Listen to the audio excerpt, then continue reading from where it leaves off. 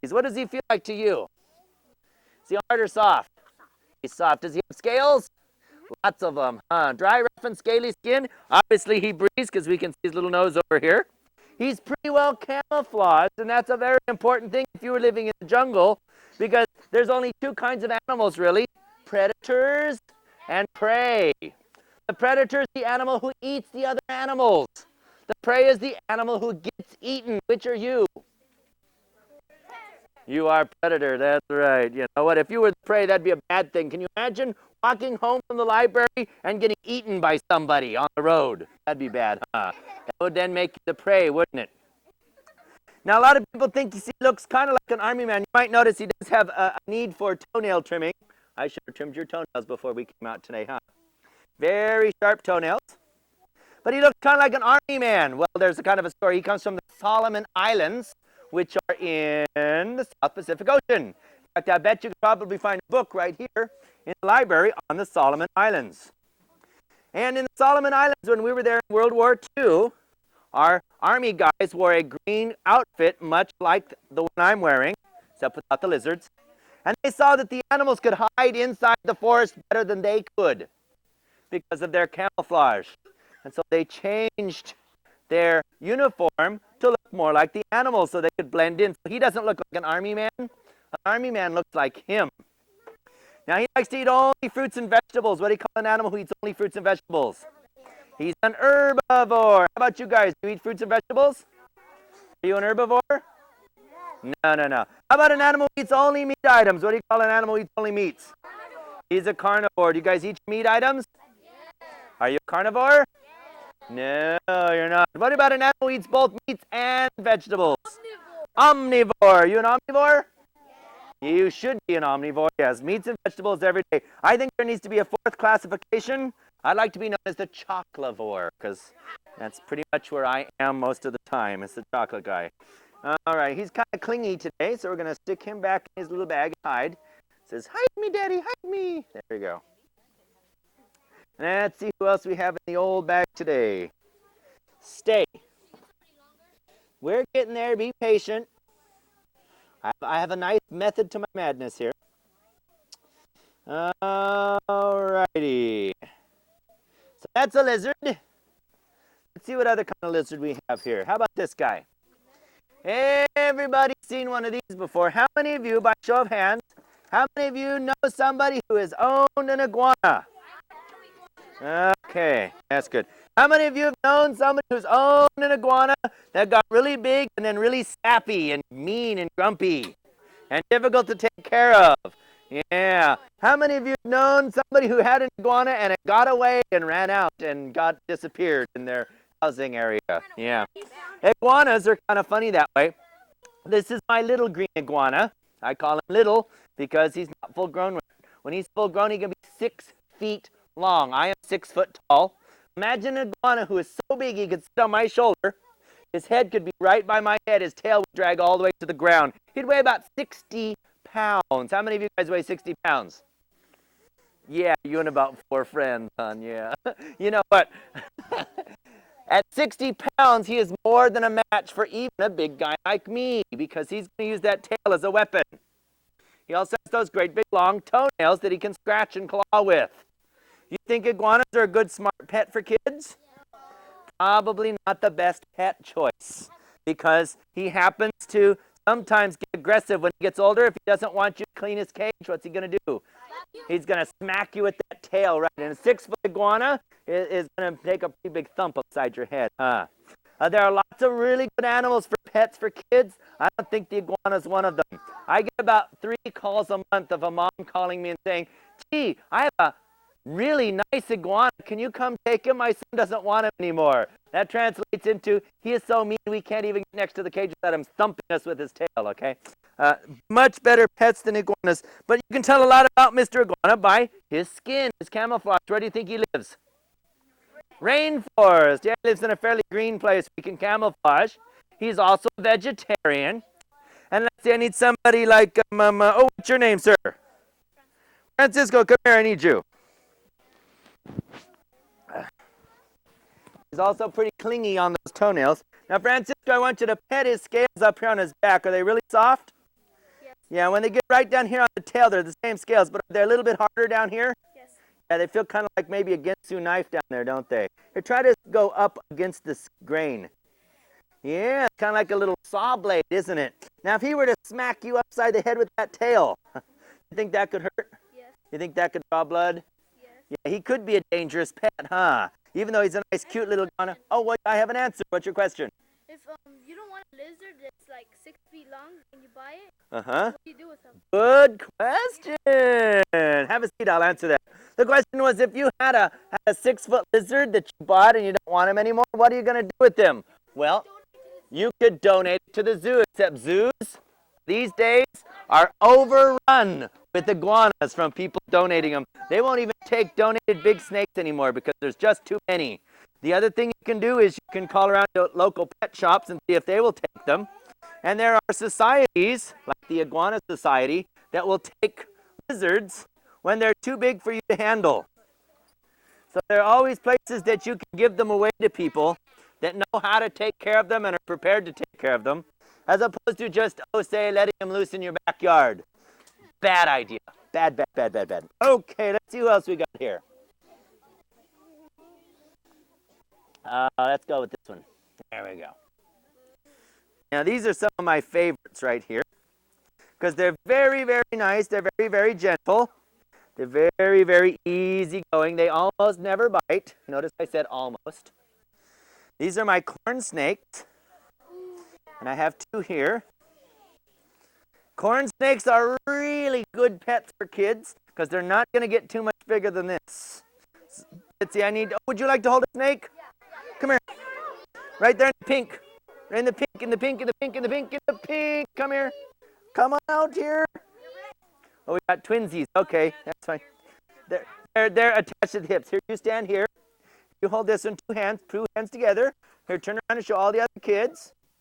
Oh, he's going to crawl right into your blouse. So what a cute thing to do on camera. Okay, you hold that one. He's kind of tickly here. Turn around and show everybody what's going on here. It's pretty silly, huh? He just wants to crawl all around. What does he feel like? Is he slimy? Yeah. You think he's slimy? Is your hand wet or dry now?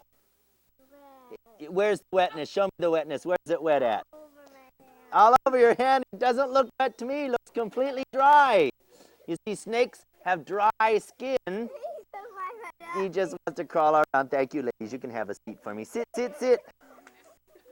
People think that they have slimy wet skin because they look shiny. And because sometimes when we feel them, they feel cold. But they're not slimy. The only time a snake is slimy is if he's been swimming in slimy water. Now, these guys are pretty nice. They're very curious. They're looking around to see if you have something for them to eat. Notice he's sticking out his tongue at you. Is he being rude? What's he smelling? You smell with your nose. A snake smells with his tongue. Everybody stick out your tongue. Did you taste anything? Of course not, because you can't smell with your tongue. When he sticks out his tongue, air molecules stick onto his tongue and he can actually taste what's in the air around him. Is he looking for chocolate chip cookies? He's looking for mice and rats. In many parts of the country, he's called a red rat snake. Or if he's black, he's a black rat snake. Or if he's gray, he's a gray rat snake. You see how that gets around there. He's called sometimes the corn snake because the farmers would find them living in his cornfield. Why would he live in a cornfield, do you think? Because he likes corn. Do snakes eat corn? No. They're carnivores. They eat only meat. But what do the mice like to eat? Corn. You think the snake's pretty smart for moving into a cornfield? He says, whoa, look, the food is really plentiful here. It's just like with the Burger King right down the road, huh? You can just go any place you want and get a free meal. So the farmer would find the corn snake living in his corn barn, his cornfield. He'd say, hey, he must be a corn snake. He's eating all the mice. That's a good thing. Where do you suppose you might find a milk snake living? In a cow ranch, yeah, a dairy farm, or maybe in the refrigerator. No, I'm just kidding. But, well, no, actually, they live in the same cage together. They are distant cousins to the king snake, and king snakes will eat other snakes, so you don't ever put 2 king snakes together because they might eat each other if they're hungry. I keep my animals very well fed, so they don't ever think that anything else is food other than the food. King snakes you don't put together. Corn snakes pretty much are okay, living in the same habitat. Let's see who else we have down here that's fun and exciting. Ah, yes. Oh, hush. By the way, if you get too close to her, she will let you know that you are too close to her cage. And she will do it very vocally. Now remember we talked a little bit about camouflage. I want you to look at this guy. You tell me, do you think he lives in a rainforest or does he live in a desert? He is a desert animal. Very good. He is an Australian bearded dragon.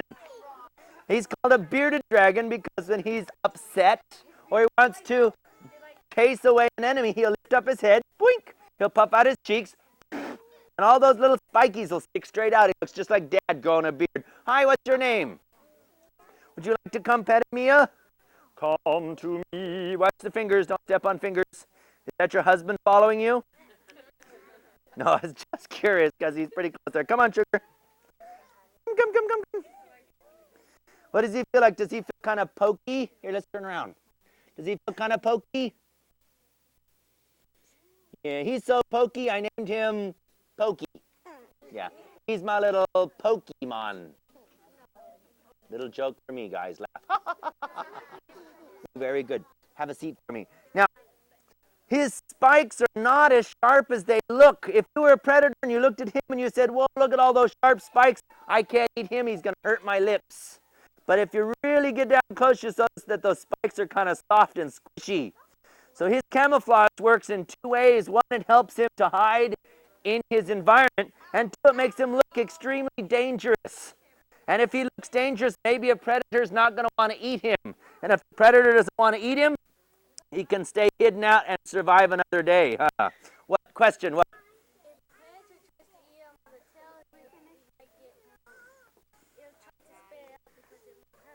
You know what? Most lizards have a tail that can break off. So if a predator tries to eat a tail, sometimes the tail will break off, and the lizard can scurry off into the brush or under a rock, and all the predator has to eat is a little tiny piece of tail. But his main defense is just being able to hide really, really well. Okay, so we've seen a couple of snakes. We've seen a couple of lizards. Let's see how much we've learned. I want you to look at the next animal. I want you to tell me if you think he's a snake or a lizard.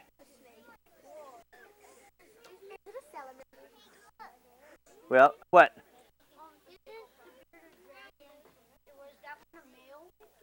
Good question. Is this one a snake or a lizard? How many of you think he's a snake? How many of you think he's a lizard? How can he be a lizard? He doesn't have legs. He's a legless lizard. Very good. He's a lizard with no legs. I know what you're thinking. If he doesn't have legs, why don't you call him a snake? Because he has things that snakes do not have. For instance, everybody close your eyes. Open your eyes. Close your eyes. Open your eyes. Close your eyes. Open your eyes. Close your eyes. Close your eyes. You can close your eyes. So can he. He has eyelids. Snakes have no eyelids. A snake can never close his eyes. Imagine if you were a snake, you'd have to sleep in school like this. Oh, how convenient would that be in history class, huh? He also has ears. Everybody take your finger. Put your finger in your ear. Not only does that make you look really silly, but it shows that you have a hole that goes right through your skull into your brain. It's called your ear canal. Lizards also have ears. And he has a little tiny hole on each side of his head. He hates it when I play with his ears. He doesn't like it at all, does he? He has little tiny holes and he can hear sound, just like you can hear sound. Let's see if we can find somebody. Oh, what's your name? Come here. Let's get a boy type person. Odie had you pet something. Oh, you're a boy. Come here. Come here. Oh, you're a girl. Come on. One of each. One boy, one girl. Turn around, face the camera. They don't want to see that side at home. Okay. Does he feel soft